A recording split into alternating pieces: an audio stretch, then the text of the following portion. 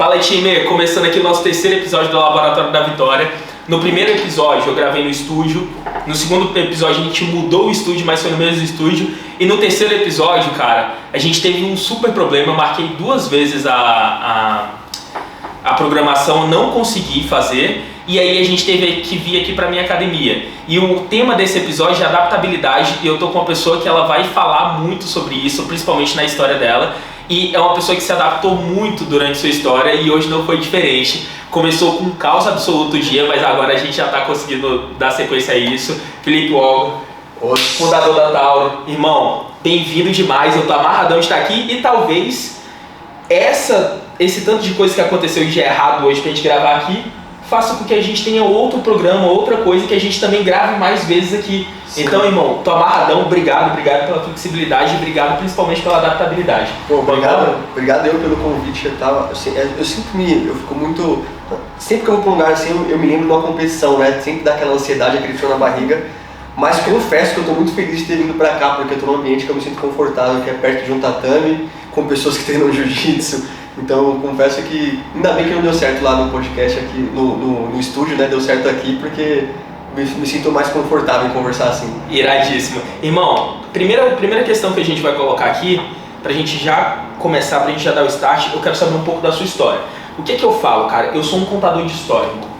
E o meu maior objetivo com esse canal, com o Laboratório da Vitória, é pelo menos nadar no rumo do mainstream pra colocar o jiu-jitsu lá. Legal. Eu sinto que cada vez mais pessoas como você, pessoas como eu, até o próprio Capial, que está chegando cada vez mais forte agora no jiu-jitsu, eles têm o mesmo objetivo, que é olhar para a comunidade e falar assim, cara, a nossa comunidade ela é monstruosa, só que a gente está vivendo só entre nós.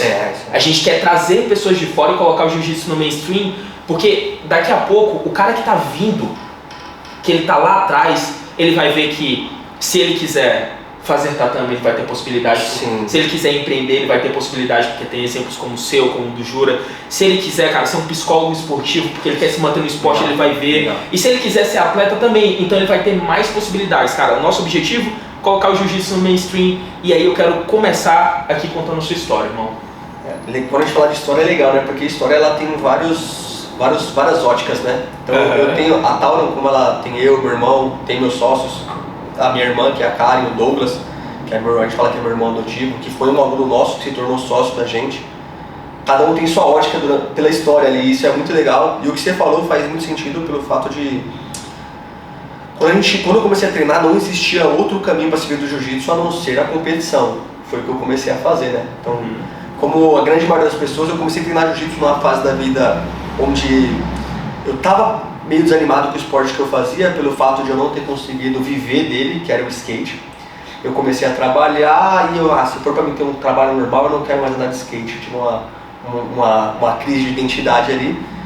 E aí meus tios sempre treinaram artes marciais e um dia eu fui e fiz uma aula e aí aquilo ficou uma semente guardada que um tempo depois eu comecei a frequentar a academia como uma pessoa comum, sabe? Tipo, vou fazer um esporte pra desestressar. Eu tava trabalhando na farmácia do meu pai e farmácia trabalha de segunda a domingo, negócio do meu pai, então falta alguém, é você que vai repor. Eu tava de saco cheio. Eu sempre tive a parada de eu queria viver num esporte, queria fazer alguma coisa, tinha uma frustração ali. Então eu comecei a treinar jiu-jitsu como uma pessoa normal, segunda, quarta, sexta, 3 vezes na semana, 2 vezes na semana. Não demorou muito para mim me apaixonar pela arte marcial e começar a querer treinar mais. E foi muito rápido o processo de eu estar treinando todos os dias e daqui a pouco, tipo assim, mano, aquele bichinho picou e falou assim, eu quero viver disso, o que eu tenho que fazer para viver disso? E aí eu olhava pro lado, todo mundo que vivia de jiu-jitsu competia e ganhava. Então mergulhei em treinos. Na época meu irmão veio junto, meu irmão tinha uns 14 anos. E a gente começou o primeiro contato assim, da minha história com jiu-jitsu é essa. Treino de hobby pra competição, e é aquela jornada que você deve entender bem, né? Começar a treinar pra caramba, ver quem lutava bem, ficar perto de pessoas que lutam. E a gente começou a gente era uma academia de bairro, mais simples, então você vai saindo das bolhas, como você falou, né? Nossa, aqui eu sou o melhor aluno, o cara brabo. Aí um dia eu fui fazer uma aula no Casquinha, que era mestre do meu professor, e apanhei até do bebedouro. Aí falei, caraca, então eu não sou tão bom, mano, tem gente melhor do que eu. E aí eu fui entrando nesse universo Comecei a treinar lá no Casca, que já tinha um treino muito mais profissional, ali já tinha contato com pessoas que tinham conquistado, que tinham carreira no jiu-jitsu. Comecei a vivenciar essa jornada de atleta. Então, até então era o meu mundo, lutar para conseguir ser campeão mundial. E eu achava que o meu sonho por si, a gente pode deixar, depois eu vou um paralelo mais pra frente, eu achava que o meu sonho era ser campeão mundial. Não, beleza, então você largou o skate. Porque não deu certo. O que não deu certo? Você não conseguiu ter os resultados que você queria, a galera que... Cara, como hoje meu irmão não tá, vai ser bem pessoal meu. Literalmente eu me frustrei ali porque eu acho... eu não sabe, é engraçado, né? Pessoas jovens precisam de um tutor para guiar. Era uma modalidade que eu não tinha um mestre, não tinha um tutor para me mostrar qual era o caminho. E no jiu-jitsu você encontra lá, quando eu comecei a treinar, você encontra um treinador, você encontra alguém que fala assim, ó, mano, esse é o caminho, você vai lutar, você vai fazer isso. Então parecia que era mais fácil no jiu-jitsu eu entender qual era o caminho que eu tinha que seguir. Perfeito. Eu parei com a outra modalidade porque chegou uma hora que eu falei assim, tá bom, eu tenho o meu trabalho, tenho isso, mas isso não vai dar em nada, e aí eu me frustrei. No jiu-jitsu já foi ao contrário, tinha alguém me guiando, tinha pessoas ali mais próximas fazendo para me imitar, então foi fácil eu entender que tinha um propósito. Eu vou pagar esse preço para conquistar isso, para ser aquele cara ali no futuro. E de todo moleque que não tem eu falei, meu pai tinha uma farmácia, parece que meu pai era muito bem, mas a gente era de uma família muito simples. A gente morava na casa de um cômodo e esse foi um primeiro negócio onde meu pai vendeu tudo para ter uma farmácia de bairro, assim. Pode crer. Meu pai era vendedor, ele tem uma história de vida muito legal, de conversão. Meu pai teve problema com drogas e ele teve um processo de conversão. E a vida da minha família começou a melhorar depois dos 30 anos do meu pai, onde ele começou a resgatar a vida dele, voltou a estudar, fez a faculdade de teologia dele, virou vendedor de rua, de bolacha, ele vendia bolacha da Nestlé, depois ele arrumou um emprego de vendedor de remédio, aí passou anos vendendo remédio, aí ele montou esse primeiro negócio. Então a gente vinha de uma família simples, né, que estava batalhando ali para crescer. Então eu via nesse sonho de ser atleta a oportunidade de ter uma vida melhor. Assim, mano, se eu virar campeão mundial, olha esse cara, olha como esse cara tem aquele carro, aquela casa, como ele vive bem, como ele viaja. Então a medalha era só uma desculpa pelo meu sonho de ter eu quero ter uma vida melhor, eu quero almoçar melhor, eu quero ter condição de passear, eu vi meu pai chorando por uma dificuldade nossa ali, ele prometendo que a gente vai ter uma vida melhor no futuro. Eu tinha essa vontade de, tipo assim... Mas você não sentiu nenhuma culpa quando você não conseguiu? No skate, por exemplo? Porque o skate, por exemplo, né, no skate ele é diferente do jiu-jitsu. Se você ganhar no skate, Street League, enfim, você vai pro mainstream ali, aí tem Nike, tem inúmeras marcas. Sim. Que é uma coisa até que eu falo sobre a mídia, né? Você pega um esporte como skate, como tênis, como Fórmula 1... já tem uma mídia especializada que está há 30, 40 anos naquele lugar. Muito forte. Você só precisa ganhar. O atleta de jiu-jitsu ele é o contrário. Ele precisa ganhar, ele precisa melhorar até ser professor. Para depois da vida. Ele precisa ser bom de Instagram, marketing, etc. Porque, beleza, cara, tem várias mídias que são maravilhosas dentro do jiu-jitsu. Mas você vai ganhar o campeonato, eles vão te postar, e o BJJF vai te postar, uma galera vai te postar. Você vai ganhar o quê? 1.000, 2.000 seguidores? Isso não muda a vida, cara. Sim. Eu tava fazendo um paralelo com um cara que não é favorito, que ele ganha, eu viajo muito em comparar com tênis, né? E aí, cara, um cara que não é favorito, que ele chega lá e ele ganha uma competição tipo um Wimbledon da vida, que é difícil um cara não favorito ganhar, o cara ganha, sei lá, 1,5 milhão de seguidor, 1 milhão de seguidor. O Djokovic, que é um cara que já ganha sempre, que é engraçado, todo evento ele ganha 200 mil. A gente nem faz ideia do tamanho do esporte para tênis, tipo assim, tem muito cara que é do jiu-jitsu que acha que Exato. Cara, o Djokovic, que já é figurinha carimbada, toda vez que ele ganha, o cara ganha 200, 300 mil seguidores.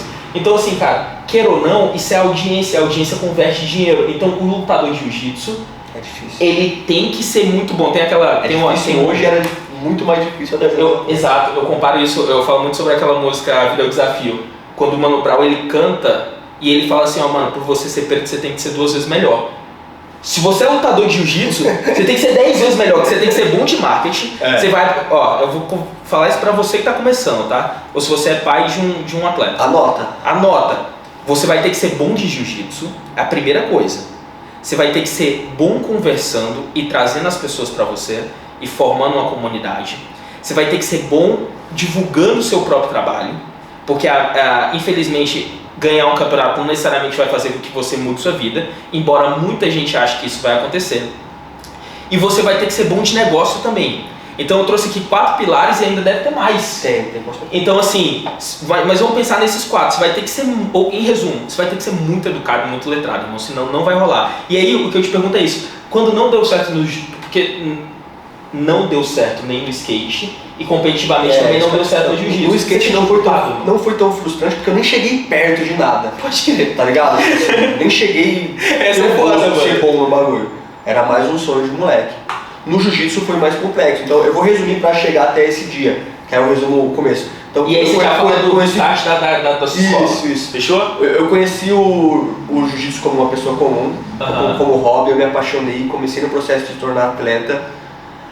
Chegou um dia que meu pai deu um checkmate e falou assim, ó, então esse é o seu sonho, né? Então a partir de agora você banca ele, você vive ele. Quantos anos você tinha? Eu tava com meus 22 anos, 21 para 22 anos. Meu irmão tinha 4 anos a menos nisso, então... Seu pai ainda deu uma força pro seu irmão, mais 4 anos aí? Não. Foi pra nós dois, a partir de agora. Pô, mas aí ele tirou, ele esperou você com 22 e o moleque com 18? Ah, mas o senhor começou junto, então a história era junto, né? A quantidade de investimento era a mesma. Não por maldade, meu pai sempre apoiou, mas ele queria, eu entendo isso como tipo assim, se eu não colocar eles na fogueira pra eles... Quero ver mesmo se eles acreditam mesmo nessa parada. Então ele jogou a gente, queimou os barcos lá e falou, vocês querem? Então tá bom, tô botando fogo aí, ó. Então vai embora. Agora vai embora. Nessa fase eu já tava na faixa roxa. É bem complexo, porque assim, o moleque já acha difícil hoje em dia. Se você jogar 15 anos atrás era mais complexo. Se você jogar mais antes de mim, era mais complexo ainda. Então é real, era muito difícil para um pai falar assim, mano, como é que isso vai dar certo, mano? O que meu filho tá fazendo? O filho do fulano tá fazendo uma faculdade de engenharia, o filho do fulano tá virando advogado e meu filho tá vestindo um kimono e voltando todo ralado, com a orelha toda estourada todo dia aqui. E eu não consigo enxergar o que você falou. Agora, como é que ele vai viver de jiu-jitsu? Não se falava de todo esse cenário, de tantas coisas que nosso esporte, que estão em volta ali do tatame, da competição, né? Que daria pra você viver e ser bem sucedido. Então eu larguei uma faculdade, educação física, porque eu olhava lá e falava assim, mano, eu não vou ser um professor de musculação, eu não vou ser era tão pequeno enxergar que eu não conseguia nem enxergar como usar a educação física dentro do jiu-jitsu. Cara, e cresceu muito essa área, né, cara? E eu falava assim, mano, não, eu tô aqui não aprendo posição, como é que eu vou dar aula, como é que eu vou ficar bom? Então eu falei, mano, eu tenho que viver no tatame, vou largar a faculdade, não imagina como é que foi a confusão, assim. E aí nesse momento, eu comecei a dar aula muito cedo, porque na faixa azul, de começo eu já era auxiliar do Casca lá na Moca, que é uma escola referência de missão de professor, assim, de ensino principalmente. Porque eu já tinha que bancar minha condução, minha marmita para ir até o treino, que não era perto de casa, pô, era 2 horas da minha casa, podia eu sair de ônibus, levava minha marmita, quando tinha, era uma marmita, quando não tinha se almoçado, treinava o resto do dia, às vezes o Casca dava um pão pra gente à tarde lá comer, tá ligado? Então, se era pena porque... Só o pão, só? Só o pão, um café da tarde, assim, né? Ah, não, mas beleza. Tinha que não cara, mano, chegava com pão francês e água. Se fosse, tava bom, pra falar a verdade. Tem até uma história que a gente conta direto. Uma vez a gente levou uma bandeja de ovo e derrubamos dentro do banheiro, mano. A única comida que não tinha pra comer, mano. Aí os ovos cozidos pra todo lado, aí, mano, lavamos com sabão na pia e comemos. Tá ligado? É perrengue de atleta mesmo, né? E aí chegou um dia que eu falei, Casca, mano, sentei na sala, mano. Sabe, você gosta dessa linha do Casca, né? Sentei pra chorar mesmo, tá ligado? Não tava aguentando a pressão, mano. Pô, é difícil pra um moleque novo, né, mano? Pressão de todos os lados. A parada não vai dar certo. Não vai dar certo, velho. Ganha, às vezes não ganha. Ganha campeonato pra caramba, mas meu irmão ganhava tudo e não via uma condução, tá ligado? Não via um patrocinador. A gente também não sabia se divulgar bem. A gente era meio bem introvertido, assim, tá ligado? De treinar, ficar quieto, ganhar e, mano, não abrir a boca assim pra falar de você mesmo. E aí o Casca falou assim, por que você não começa a dar aula, mano? Você vai parar de treinar porque você tá sem condição, você não tá aguentando. Começa a dar aula, você já dá aula bem pra caramba, você já ajuda. Eu tinha acabado de pegar minha faixa roxa, aí eu falei, mano, você me apoia? Porque se eu for dar aula, eu não quero dar aula pra ninguém, eu já faço isso desde que eu peguei a minha faixa azul, eu sou auxiliar de tatame. A gente era muito curioso pra aprender, modéstia à parte assim. Eu tô aprendendo mais a ter coragem de falar, eu ando falando com o Nicolas, sobre você... A gente vem de um lugar humilde, a gente se torna humilde a ponto de não ter coragem de falar dos nossos skills positivos, com medo de ser arrogância. mas a gente sempre foi interessado acima da média. Entendi. Então eu era o auxiliar de tatame que tava tipo assim, mano, eu quero aprender a ser tão bom como o meu professor, então eu ficava ali roubando ideia, Uma mano. parada que eu acho louca sobre essa humildade extrema, ao menos pra mim, eu venho do mesmo lugar. Mesmo lugar, tipo assim, pô, mano, você não fala e tal, não sei o quê. É que eu tinha tanto medo de cair de novo, de voltar pro mesmo lugar, tipo assim, porra, mano, que pelo menos se eu cair, o nego não vai ficar enchendo o saco. Só que, mano, você tem que estar disposto a fazer o que seu pai fez, mano, queima os barcos aí, mano. E fala de você, mano, qual que é o problema de falar disso, mano? Qual que é o problema de falar que você é dedicado, que você é esforçado, que você... Qual o problema, mano? Isso é um problema, isso é um problema pra mim, até hoje, eu tento, tipo assim... Quem que tem o melhor tatame do mundo? Hoje beleza. Aí eu queria ver se ele não ia falar, beleza. Mas se fosse algum tempo eu ia falar, a gente tem um dos medos, sabe? Você tem um medo de... E aí o Casca falou, eu te apoio, eu fico como eu assino pela sua academia e você monta um negocinho. E aí eu fui lá, eu tinha um carro que eu tinha dado de presente, de herança, um carrinho, mano, velho que eu ia pro treino lá. Deixa eu te falar uma coisa, você tem umas histórias que é perrengue absoluto, mas ganhei um carro, mas meu pai tinha uma farmácia. Se confunde muito com a história de um playboy, tá ligado? Porque pode se confundir muito, tipo assim, pô, mano, porra, era mó difícil pra mim, mas, pô, meu pai tinha uma farmácia, como assim tinha uma farmácia? O contexto fica, meu avô me deu um carrinho de herança que é tipo, mano, um Gol velho, quem treinava comigo sabe como é que era o bagulho, tinha um grilo no motor que era... Mas é porque meu avô gostava muito de mim, tinha dó de ônibus, e ele tinha deu um golzinho lá pra gente, velho, pra gente chegar até o treino, tá ligado? Mas era carro precário, ninguém tinha coragem de pegar carona comigo pra ir pra lá, tá ligado? Mas era um negócio legal, pra você ter uma ideia, eu vendi o carro por R$6 mil. Agora você entendeu o que é o carro, entendeu? E aí meu pai falou assim, eu vou te prestar mais uma graninha aqui, sem ter mesmo a parada de, tipo assim, de pai, você se vira pra montar um negócio de vocês.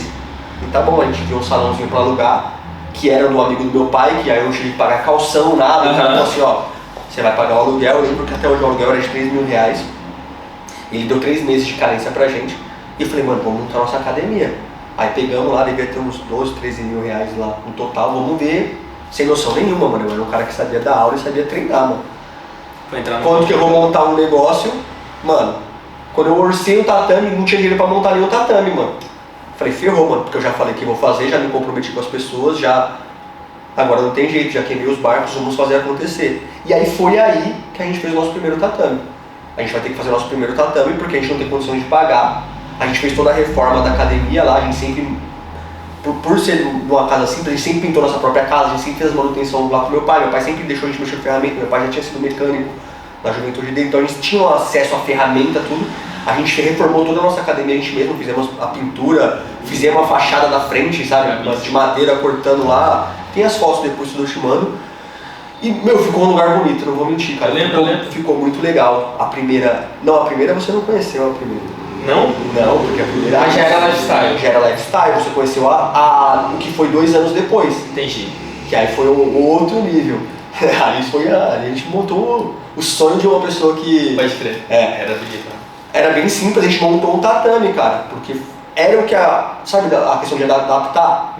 Era o que tinha pra fazer. Adaptabilidade, cara. Ligado? Tava lá, já tinha me comprometido a alugar um espaço, eu falei que ia fazer, tinha falado com Casca, já tava contando com, tipo assim, vou dar aula, vou conseguir pagar minha condução, vou conseguir pagar minhas competições, e eu já trabalho pra todo mundo, eu já limpo tatame pra todo mundo, eu já dou aula como se fosse meu, pra todo mundo eu fazia isso. Aí o cara pensa, vai dar certo com certeza. Tá ligado? Tipo assim, não tem como dar errado. Mas fiz aquela conta de bar. Que é ridícula. Tipo, X alunos paga tanto. Eu falo muito isso, cara.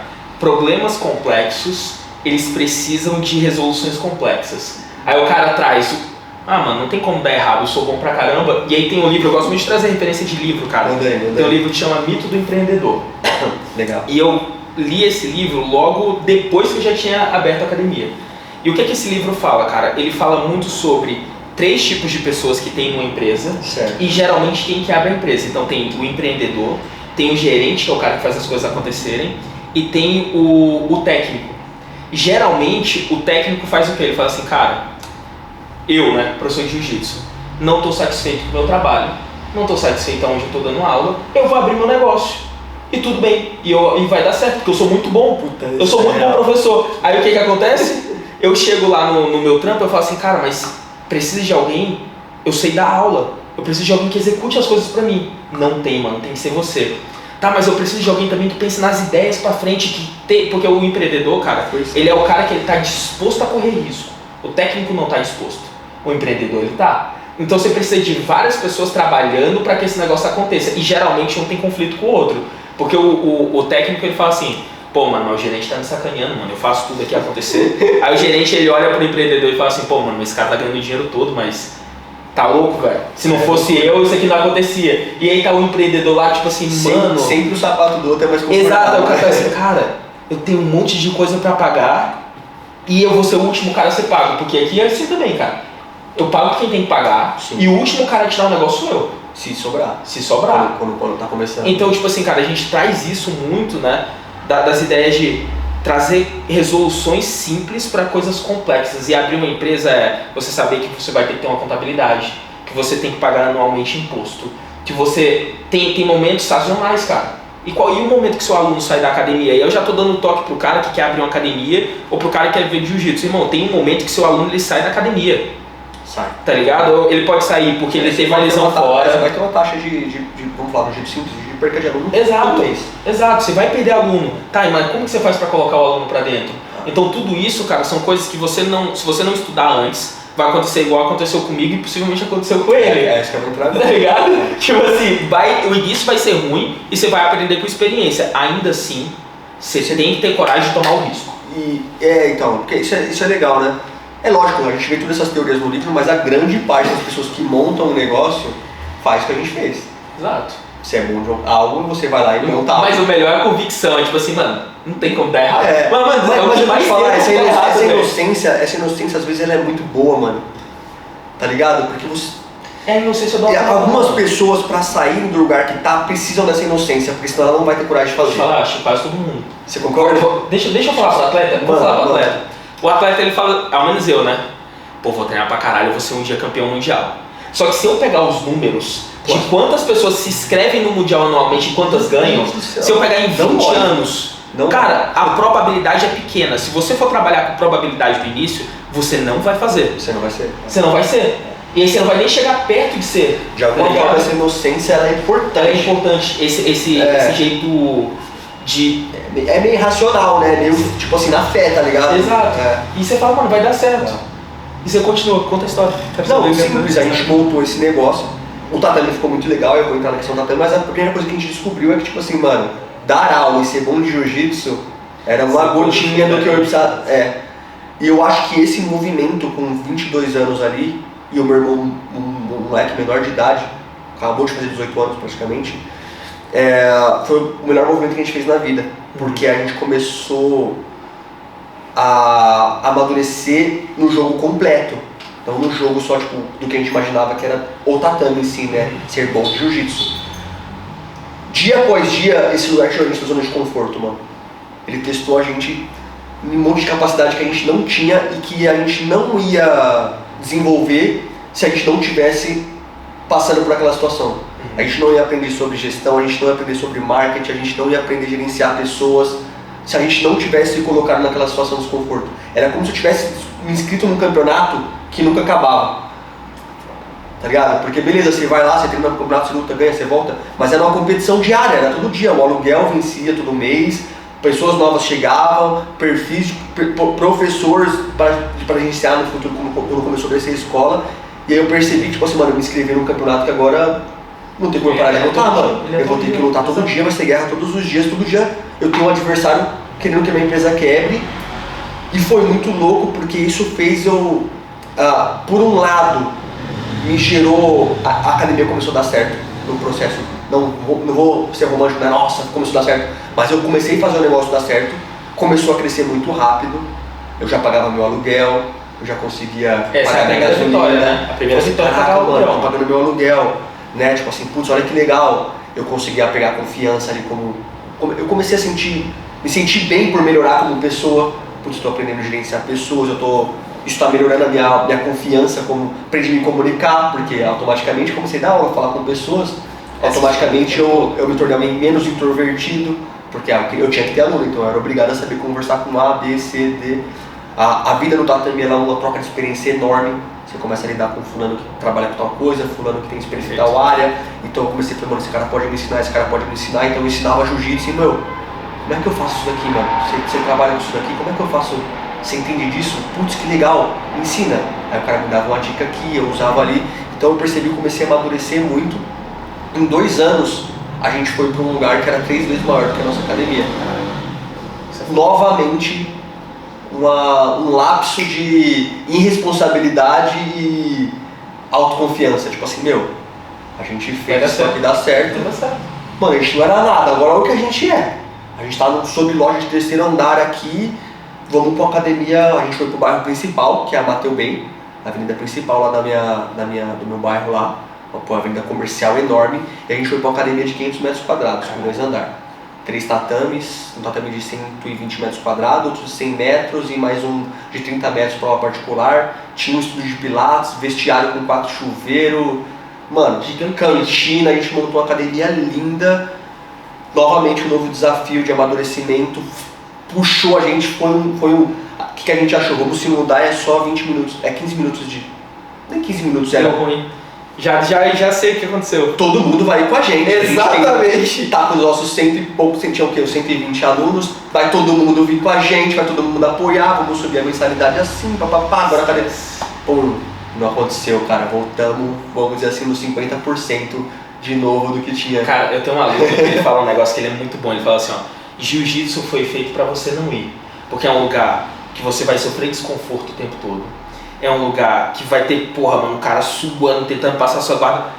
Se você tiver mais desconforto ainda, que é, o cara tá adaptado aí para um lugar. Já tem o estacionamento dele, já tem a rotina dele. Agora é 20 minutos, o cara já vai começar a pesar na balança. Eu tava bem no bairro, eu fui um pouquinho mais longe do bairro, então o cara saía de a pé pra ir pra academia. Então, agora ele tinha que pegar o carro. Aí já mudou, cara. Então são essas pequenas coisas que quando você vai fazer no negócio, você tem que ter essa noção. Sim. Que quando você tá mais novo é igual eu, cara. Eu quero fazer uma mudança e expandir. Eu tô tentando ver todos os furos, mas não dá pra ver, irmão. Não dá pra ver, é difícil. E aí, a gente não se preparou, a gente só foi porque realmente estava bom no lugar que a gente estava, tinha problemas de estrutura, tudo. A academia estava exigindo crescimento, só tinha um tatame, né? Mas aí, meu irmão. A gente passou um perrengue, mas novamente, mano, é igual jiu-jitsu.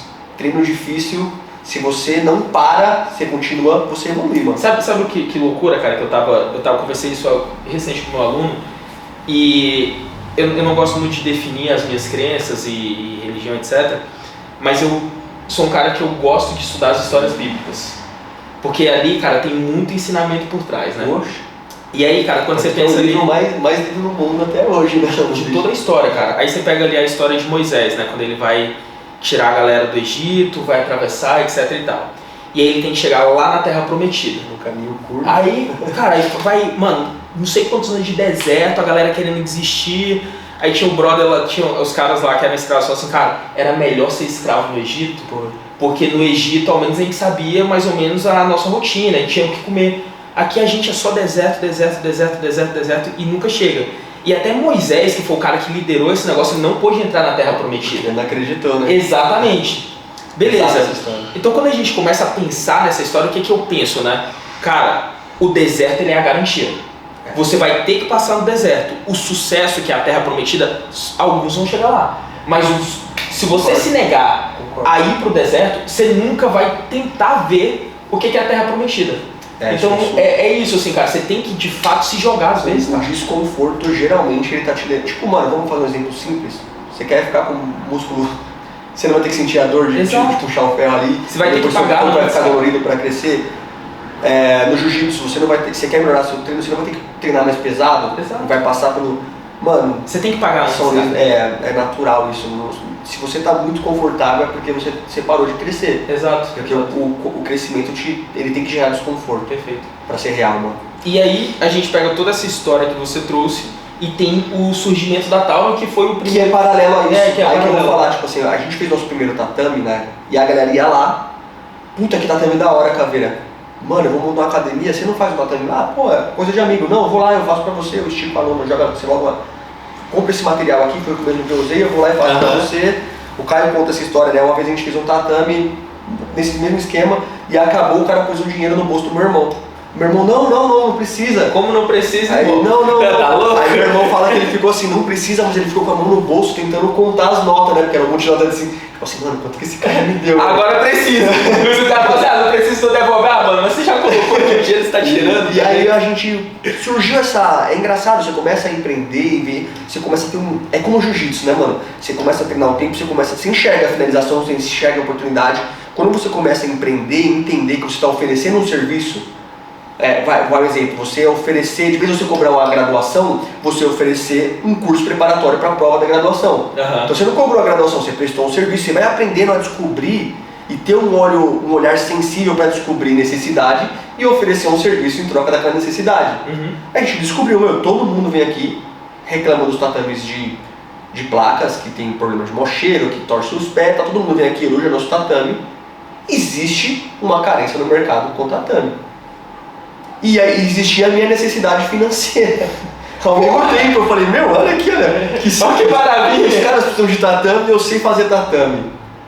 Caraca, a gente já fez uns Os caras estão com o dinheiro na mão e eu tô precisando do dinheiro deles. Vamos, meu irmão, mais uma vez um ato de... Por isso que eu falo, eu não condeno quem... Se você pode se preparar, se prepara. É o caminho correto. Mas eu sei que a maioria das pessoas não vão se preparar. Então se prepara, o velho negócio, atira primeiro e mira depois. Se você não tem como vai começar uma coisa, beleza, você já começou, vai se preparando na jornada, mas não deixa de fazer porque você não está 100% preparado. Agora, se você pode se preparar, se prepare. Agora eu sei porque que a gente estava discutindo aquele negócio antes de começar a gravação. Agora eu entendi. Entendeu? Agora eu entendi porque que você defendeu tanto, beleza. Entendeu? Porque a jornada ela não pode ser definida pelo primeiro passo. E o primeiro passo ele é sempre condenável, porque não vai ficar bom. Claro que é. Tipo assim, todo mundo vai te julgar em qualquer coisa que você começar a fazer como alguém que não é bom naquilo. Mas se você não tá disposto a ser ruim, mano, como que você vai ser bom um dia? Então eu não gosto de... Eu tento, né? A gente tenta melhorar como pessoa. Mas eu tento não julgar primeiros passos de pessoas porque... Aí é com a pessoa, né? Se ela vai provar o contrário depois para as outras pessoas que ela é melhor, é um problema dela. Eu já julgo. Agora eu tento não pisar nesse primeiro passo porque eu sei da importância dos primeiros passos que eu dei e que hoje em dia fazem eu sustentar minha família. Perfeito. Né? A Tauro começou a existir nisso, cara. O Caio montou um Instagram, falou, que significa o nome da Tauro? Não tem, mano. A gente tinha que dar um nome pra essa empresa. Mas você tiraram do nada o nome? Mano, eu e meu irmão no quarto, na casa da minha mãe, precisa de um nome, tem que ser um nome forte, tem que ser um nome curto. Tauro, um cachorro chama Tauro. Mano, Tauro. Ficou esse nome, cara. Montamos um Instagram. Mas qual é o significado? Não tem. Muito bom. A gente brincava que era a gente ficava falando às vezes no começo, mano, Tauro é um dono da empresa, que é um japonês. Não tem. Foi literalmente... Pô, esse era o momento que você ia farmar aula e ia contar uma história... Não tem. Beleza. Não vou mentir. Por isso que a gente sempre se adaptou. A gente começou e foi se adaptando e foi evoluindo.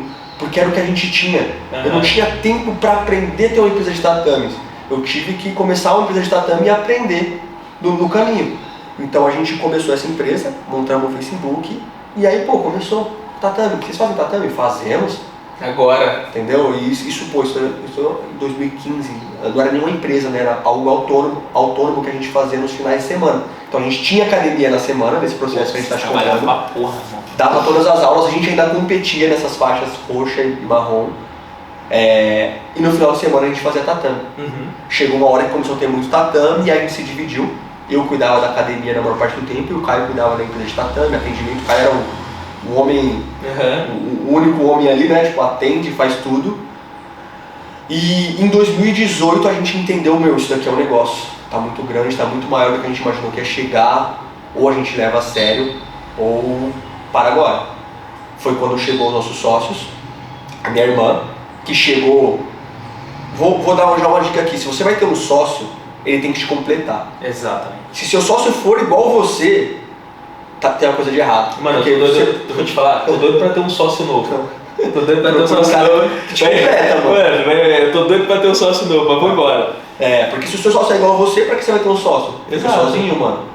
Então ele tem que ser um cara que te completa. Minha irmã chegou pra ajudar a gente na parte de financeira, minha irmã é formada, então a gente era o cara da frente ali das ideias. Eu sou o cara das ideias, meu irmão era o cara da frente que fazia acontecer e minha irmã chegou pra administrar. E a gente teve um aluno, isso é muito legal, o Douglas, ele era um aluno nosso que já era vendedor, já trabalhava com isso, já tinha uma vida estabilizada. Ele falou assim, eu acredito muito nesse negócio que eles estão fazendo, mano. eu quero trabalhar com vocês, mano. Quero trabalhar para vender para vocês. E o Douglas entrou como parte comercial, trabalhando pra gente ali, com um salário ridículo perto do que ele ganhava, numa empresa que estava começando, que era uma salinha dentro da minha academia. Posteriormente o Douglas virou nosso sócio, porque ele apostou no momento e trouxe a energia que a gente precisava no momento que falou, mano, ninguém largaria o próprio serviço pra... ele largou? Ela largou, apostou, uma história bem legal. O Douglas tem que começar a vir nos podcasts também pra contar a parte dele, a Karen, né? Todo mundo ouve a versão minha e do Caio, mas são 4 pessoas ali que fizeram a parada acontecer. E nesse momento a Tauro começou de vez ali mesmo, a gente acreditou e falou assim, agora a gente escreveu, a gente vai ser a maior empresa de tratamento do mundo e começamos a buscar isso como um atleta buscava. Nesse momento começou a ficar muito difícil balançar todos esses sonhos, né? Porque eu queria ser campeão mundial, queria ter uma academia de sucesso e queria ter a maior empresa de tratamento do mundo. E aí a gente começou a entender que não dava pra gente levar todos de uma vez. Pra entender como a gente foi de vez pra Tauro foi a pandemia. A pandemia foi o momento que ela empurrou a gente a parar com a academia, foi quando a gente fechou a Lifestyle. E foi direto ali pra investir 100% na Tauro. Aí eu entendi também, e era um processo um pouquinho longo, que eu não queria mais ser campeão mundial, porque eu não estava pagando mais o preço para isso, e eu não acreditava mais naquele preço. A minha história particular, né? O meu preço ele vinha muito de querer uma vida melhor, mas como meu negócio começou a dar certo, as coisas começaram a dar certo, eu conseguia ter as coisas que eu buscava como campeão. Entendi. Então começou a ficar difícil de eu pagar o preço, porque eu já tinha o... Exato.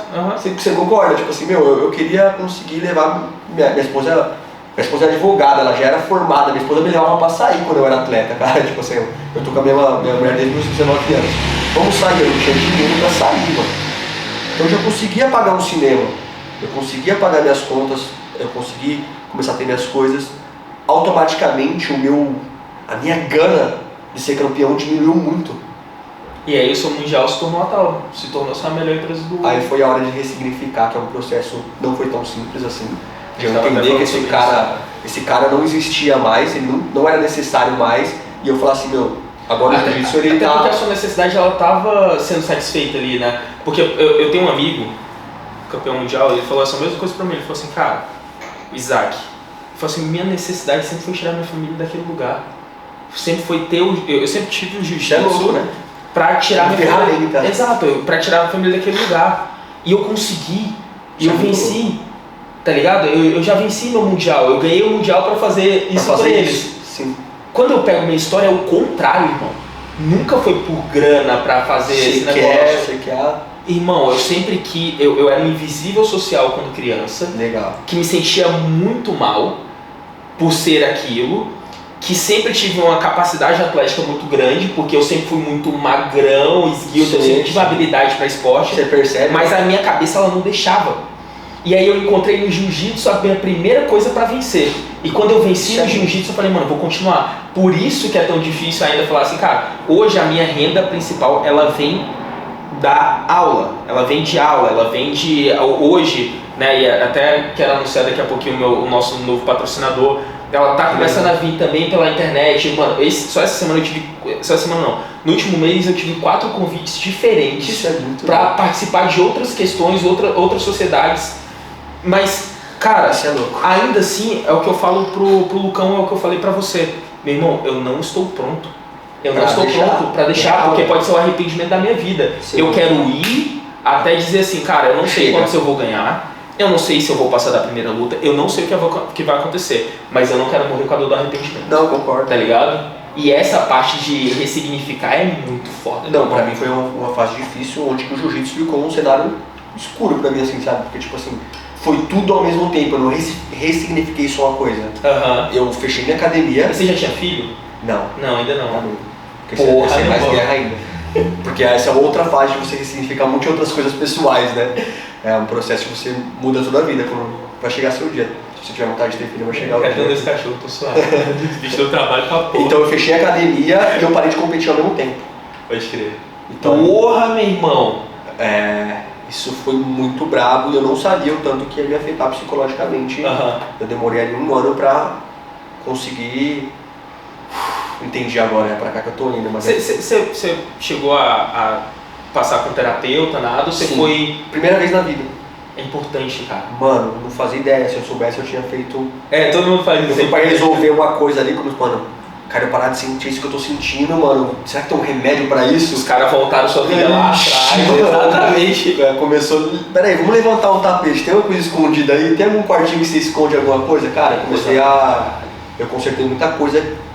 Eu comecei até a entender o contexto, por exemplo, como você falou, pô, eu era um moleque que queria ali seu espaço, tinha muita coisa que eu fiz na vida que não era porque eu achava que eu queria, tá ligado? Mas que eu tava buscando preencher alguns vazios ali de infância, então até uma própria carência de reconhecimento, me querer me destacar no que eu fazia, vinha de uma falta de autoconfiança, de autoestima, que volta no que eu falei, né? Você vem de um lugar simples, você é um moleque sem confiança, e quando você começa a conquistar as coisas, fica muito difícil você lidar com aquilo. Metade da galera fala que você é bom, que você tem talento, mas você olha pra dentro e você não acredita muito naquilo ainda. Exato. Tá ligado? E sabe o que é louco, cara? Se você que tá assistindo esse episódio não assistiu o episódio 2, que se chama Em Busca de Sentido, tem tudo a ver com o que a gente tá falando. Porque no fim das contas, cara, é importante você se reconhecer como ser humano, saber quem você é, pra depois você... Qual que é o nosso problema, né?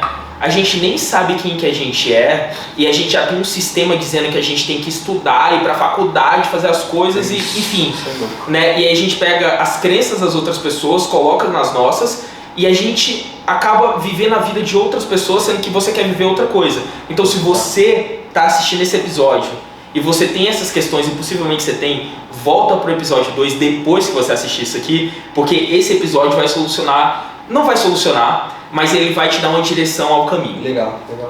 É engraçado, né, como a gente se completa, né? Meu irmão é um cara, se ele pega uma linha de raciocínio, então, eu gosto muito de ir no podcast com o meu irmão do meu lado, né? Porque eu sou o cara que... E ele vai, a história tá aqui, o trilho tá aqui.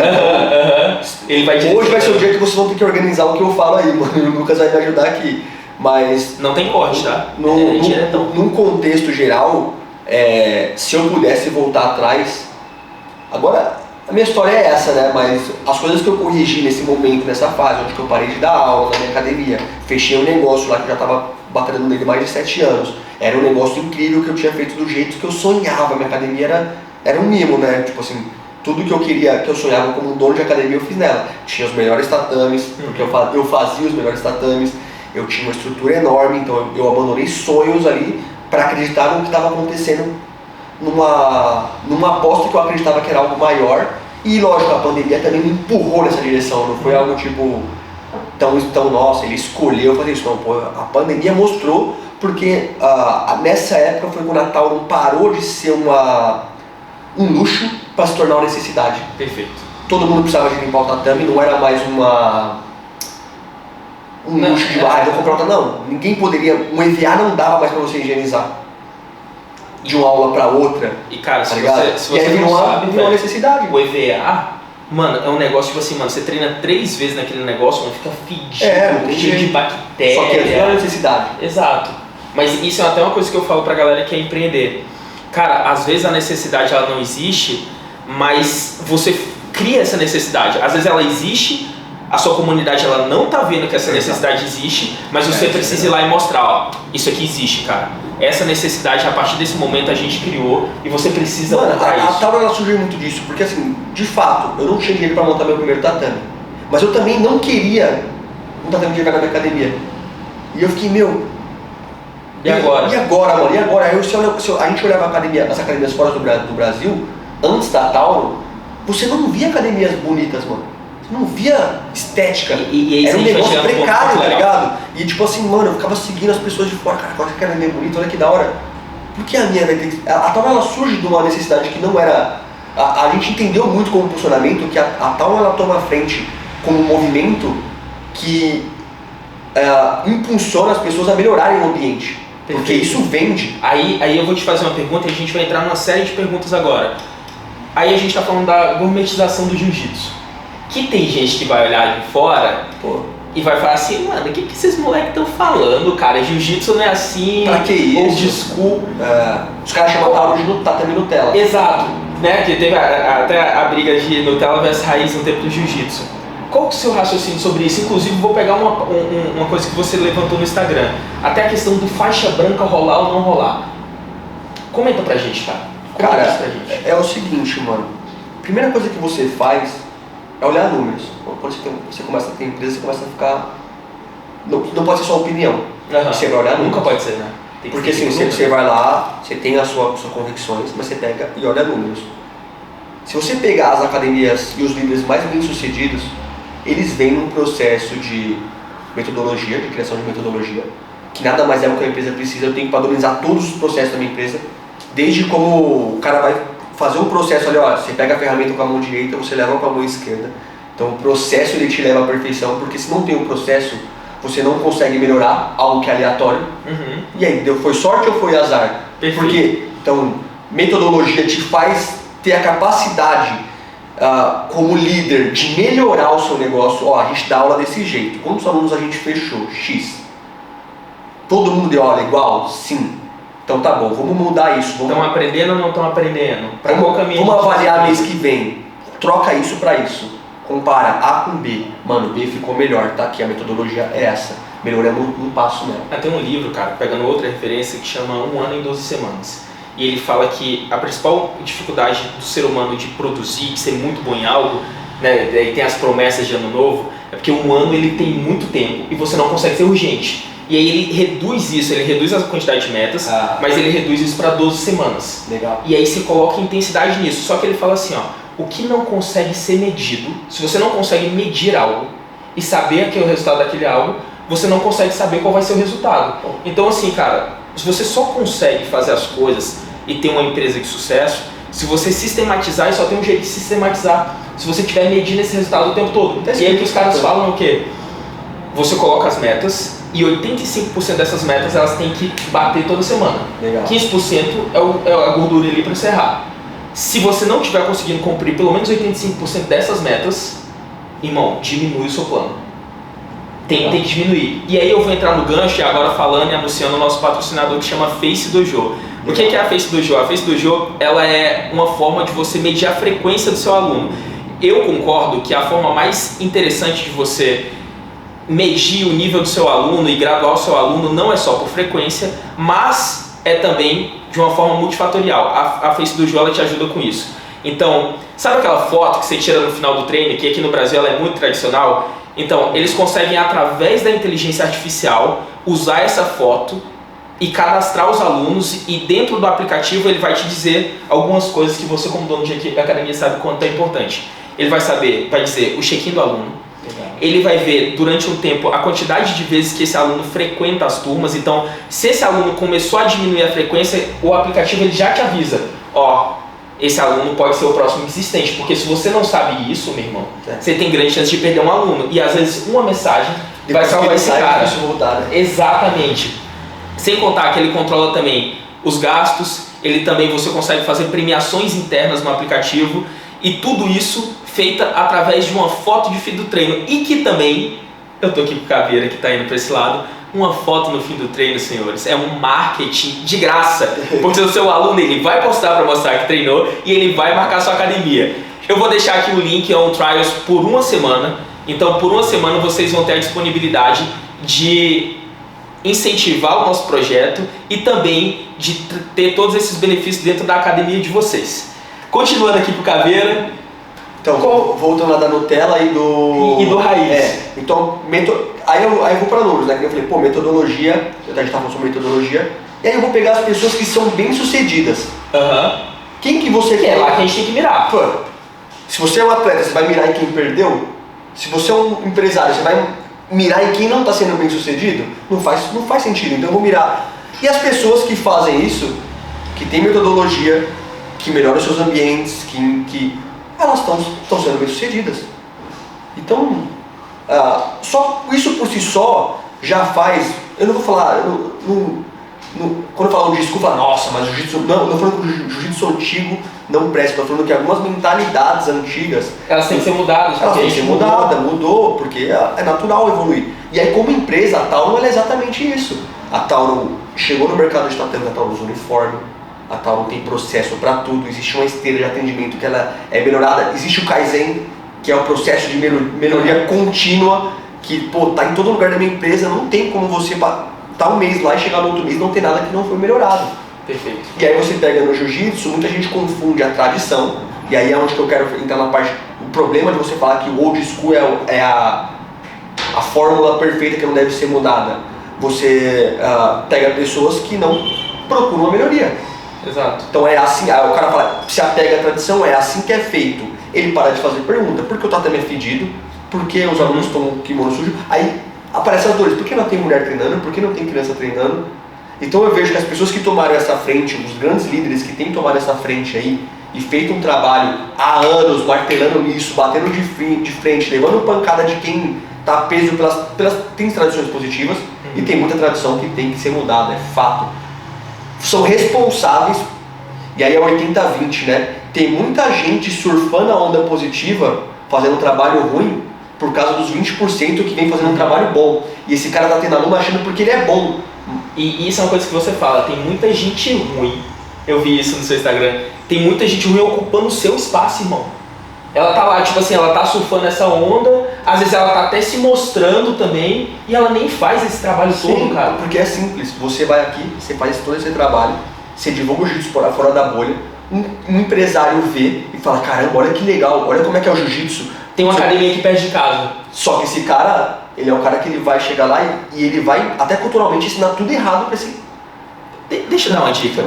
Você chegou numa academia, essa academia, o tatame é cheio, tem um monte de gente, é diferente da minha academia, porque minha academia é aula particular, mas é uma academia de aulas coletivas. Se você olhar esse tatame ele não tem mulher e ele não tem criança, pode sair que é furada. Jiu-jitsu é um ambiente familiar. Isso aqui não é uma pelada de futebol, é um ambiente familiar. Então, se você olhar por essa direção, se você olhar se uma mulher de fato pode treinar e uma criança pode treinar, pode ter certeza. E não só pode, elas são muito bem tratadas, elas gostam daquele lugar. Irmão, é nesse lugar que você tem que ficar. Cara, existe um mito.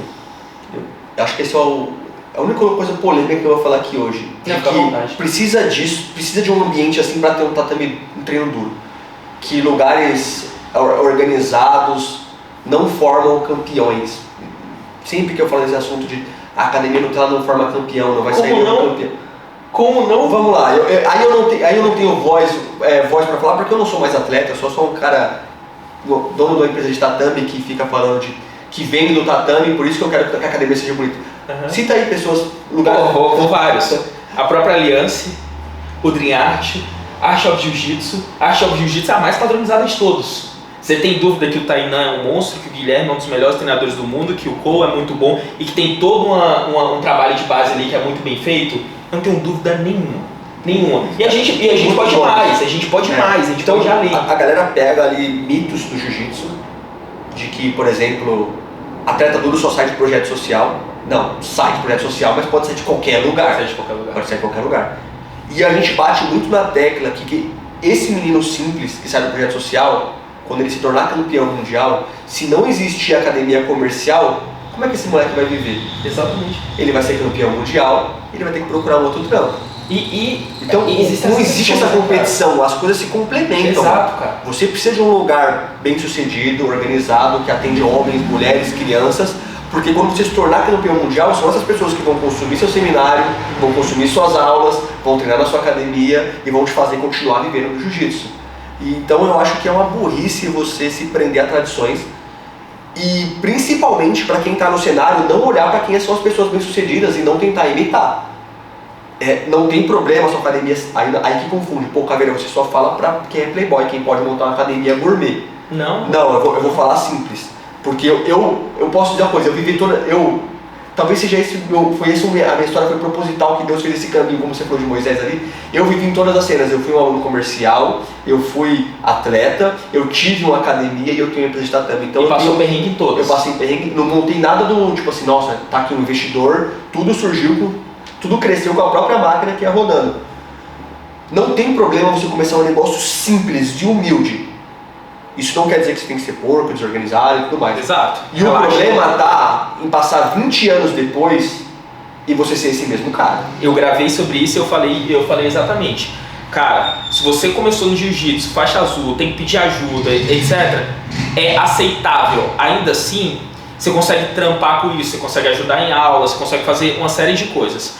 Se daqui a 8, 9 anos você é um faixa preta e você continua fazendo as mesmas coisas, você precisa rever o que você está fazendo. E não só olhar para o jiu-jitsu, mas principalmente olhar para você e ver que, cara, você não está conseguindo ganhar dinheiro através daquilo que você dedicou à vida e que você deveria, que é a sua obrigação, ser muito bom. Ponto. Então, acho que é isso. Então, tipo assim, não se prenda a tradições. E eu acho que quando você fala de gourmetização do jiu-jitsu, eu só acho que são pessoas que ainda não aprenderam o jogo, né? Assim como tem cara que fica puto de um influenciador ter patrocinadores e ele ser um campeão não ter patrocinador. É porque ele não entendeu o jogo. E o jogo de ser 4 vezes melhor, 5 vezes melhor, que é o jogo do jiu-jitsu. Que você acabou de falar. Exato, cara. Vou falar, você acha que você está atraindo esses patrocinadores agora por quê? É porque só porque você é um cara que ganha.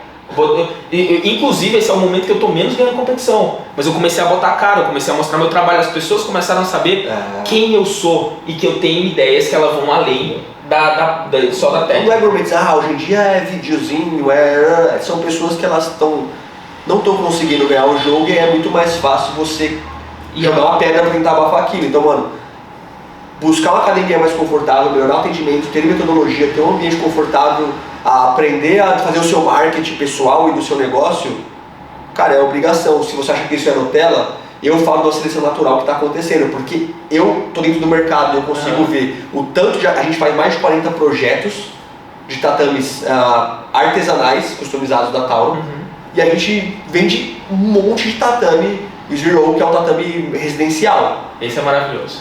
Entendeu? E o jiu-jitsu está crescendo muito, mas está acontecendo uma coisa que muita gente não percebe, que é a seleção natural.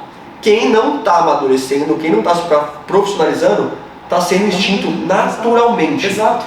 Tá ligado? E a tendência é cada vez essas escolas elas sejam menores, com menos alunos, e é o que já acontece às vezes com uma escola old school. O cara tem que ter um emprego normal e dar aula só à noite, tem dificuldade de pagar o aluguel, não tem constância de alunos, a turma não cresce, é aqueles mesmos guerreiros de sempre ali, naquela comunidade fechada, que ele cria as próprias regras dele ali. E é natural, uma seita, o cara tem todas aquelas regras, não visita ninguém, porque o cara tem medo do cara visitar alguém e perder o aluno, e esse jiu-jitsu está sendo extinto. E vai continuar assim. E não é uma... o jiu-jitsu tá se acabando. Não, o jiu-jitsu tá crescendo agora. Agora que a gente começou a surfar. Nos números eu falo, mano, agora o jiu-jitsu tá num ritmo que é frenético, você vê o jiu-jitsu crescendo no mundo inteiro. Exato. Então eu não consigo concordar quando alguém fala assim, o Hélio Gracie está se contorcendo no caixão. A gente tá só estendendo o trabalho do Hélio, cara. A gente tá fazendo isso. Irmão, obrigado demais, foi muito irado receber você aqui. A gente teve uma série de problemas pra chegar até aqui e gravar, etc. Mas nada mais justo do que esse episódio, mais uma vez, a gente falar sobre adaptabilidade, o quanto você e o seu irmão se adaptaram durante toda essa jornada. Eu queria, antes de finalizar, deixar uma frase que eu acho que faz muito sentido para isso. Eu tô lendo um livro que se chama... Cara, eu esqueci o nome, é do Naval Ravikant. É o Almanac de Naval Ravikant. O livro é muito foda, esse cara é um investidor foda, enfim. E ele colocou uma frase que eu acho que tem tudo a ver com você e seu irmão, que é: a sua curiosidade genuína e entusiasmo vai te levar mais longe do que qualquer outra coisa. Ou seja, irmão, a curiosidade de vocês, mas essa parte genuína de amar o jiu-jitsu, fez com que vocês não fossem atletas, mas fez que vocês continuassem a viver de jiu-jitsu. E isso, cara, essa forma genuína de amar esse negócio, mano. Se amanhã deixar de existir tatame, vocês vão arrumar outra coisa pra continuar o jiu-jitsu e sem dúvida vão ter sucesso. Irmão, finaliza pra gente, deixa uma mensagem, deixa uma frase pra rapaziada, principalmente, cara, pra galera que tá passando pelo perrengue como você passou, que passou como atleta, como empreendedor, como dono de academia, e o quanto essas pessoas elas têm que insistir. Deixa uma mensagem pra que elas saiam daqui mais fortes. Acho que a primeira coisa é você se pegar uma questão de fé. Eu tenho minha religião, se você tiver a sua, ou se você tiver a mesma que eu acho que a fé ali, eu vejo que a fé em Deus foi o divisor de águas da minha família. Não quer dizer que você vai ter fé em Deus e Deus vai te dar tudo, porque entra a segunda parte, você catar essa fé e colocar em prática, de acreditar que nenhum lugar é fixo, nenhum lugar, nenhuma situação ela te torna ali uma pessoa imutável. Você pode estar numa situação difícil no momento, mas você está nessa situação. Só você tem a capacidade ali de acreditar e se mover para um lugar melhor. Então acredite, se você está buscando ser um campeão mundial, você tem que acreditar acima de tudo. Mas você tem que se preparar, como a gente falou, para que quando a oportunidade chegar ali, você seja a pessoa que pode ocupar aquele lugar. Lugares não são ocupados por pessoas que não estão preparadas para aquilo. Então, as oportunidades elas vão aparecer. Vai estar você e vai ter um cara do seu lado. Se ele estiver mais preparado, não é sorte, não é destino, ele vai pegar o seu lugar. Então, foque em ser uma pessoa preparada, em todos os skills que você puder. O mais rápido possível você se preparar para aprender a lutar, aprender a falar em público, aprender a falar inglês. E o que você puder aprender e adiantar na sua carreira durante o processo vai te tornar uma pessoa muito mais capaz de jogar o jogo da vida, que vai muito além do que é uma competição. Então o jiu-jitsu ele tem muita oportunidade. Não tem espaço para todo mundo no primeiro lugar do pódio, isso é uma coisa muito dura e é real e ninguém olha para isso, tá ligado? Então os números mostram isso e a gente sabe que tem um campeão mundial para cada categoria todos os anos aí. Sem contar os caras que repetem, né? Que esses aí estão de sacanagem, cara. Pô, aí vai lá o Jansen na minha categoria e repete, o Braguinha repete, pô, e eu? Pô, para de repetir aí, mano, cara, deixa espaço aí pra mim. Vez, né? Então se preparem todos os skills e aprendam uma coisa, não é sobre você, é sobre o que você pode entregar. Então descubra o que você pode oferecer para a comunidade, aí tá a sua mina de ouro. Encontre as necessidades e ofereça serviço. Tem muita coisa que já existe, tem muita coisa que vai existir. Então fiquem atentos para você entender que ninguém vai te dar um patrocínio simplesmente por quem você é, e sim pelo que você pode dar de volta. Ninguém vai treinar a sua academia pelo que você é, e sim pelo serviço que você entrega. Aprenda que o jogo é esse. Se você pegar só essa regra aí, dificilmente você não vai conseguir se estabilizar em alguma área do jiu-jitsu e viver bem. Perfeito. Em resumo, esqueçam a caridade. A caridade ela não vai te levar para o lugar de sucesso que você, que está trabalhando todos os dias, merece.